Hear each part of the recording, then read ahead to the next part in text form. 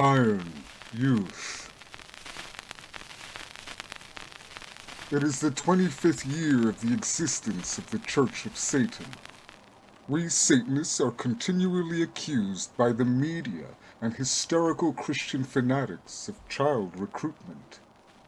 They tell grim tales of slavering Satanists lurking about playgrounds and schoolyards in search of apple-cheeked innocents who are to be kidnapped and then brainwashed into becoming servants of Satan. These feeble folks simply can't catch on to the fact that we find them, as well as the rotten fruit of their loins, to be unredeemably mediocre and not even worth the pondering, let alone inviting into the Church of Satan. Such fantasies must stem from wishful thinking. These drones dearly hope that they will be considered important enough to get our attention. To such I say, dream on. Dream on. They also neglect our policy that only adults may join. The one exception to that rule is made for mature young adults whose parents are members in good standing.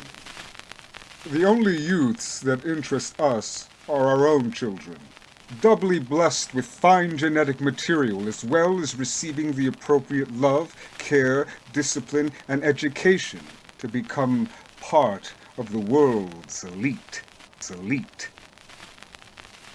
As we move into the year 26 Anno Satanas, we find that many of our members are in the process of raising a cherished second generation of Satanists.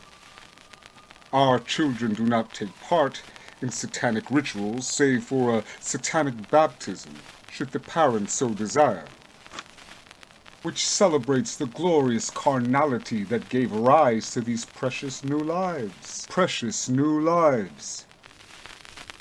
These young individuals are not forced into Satanism, but are reared to employ an open and questioning approach to all things, particularly religions and philosophies. If they have reached a stage of maturity, wherein they do take an interest in their parents' religion, they will have it explained to them with candor and shall be permitted to read the Satanic Bible. So many of us discovered this book in our early teens and found it to have a beneficial impact.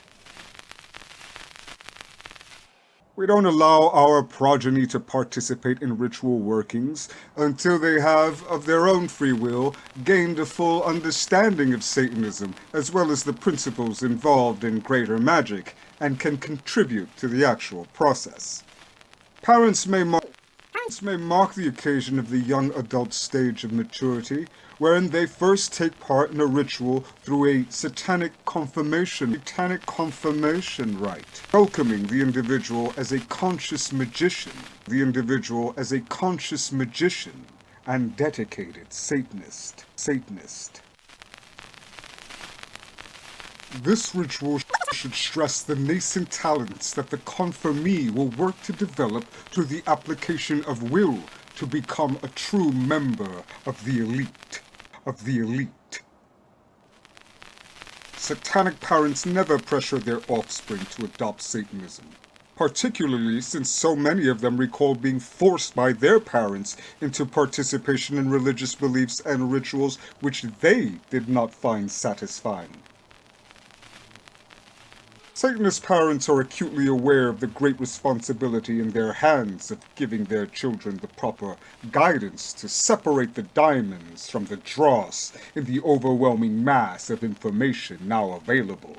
They are careful to let their children know that they have few, if any, peers amongst the herd through which they must pass with utmost caution. They teach them to study all things, not to worship anything above themselves and those whom they value. They are taught to revel in their animal nature, and to study the nature of the human animal with great care, as mankind does exist as a society that must be comprehended in order to master the methods for achieving personal desires. Above all, our children will be encouraged to discover and develop their unique aptitudes, to explore many alternatives, and choose that which each loves best. We give them the freedom to become exactly whom they choose to be. These bright young sorcerers shall surely inherit the globe, as well as the stars, living lives full of success and pleasure. We Satanists are here to stay, and our iron youth, splendidly self-confident and disciplined, are the keys to the gateway into eternity.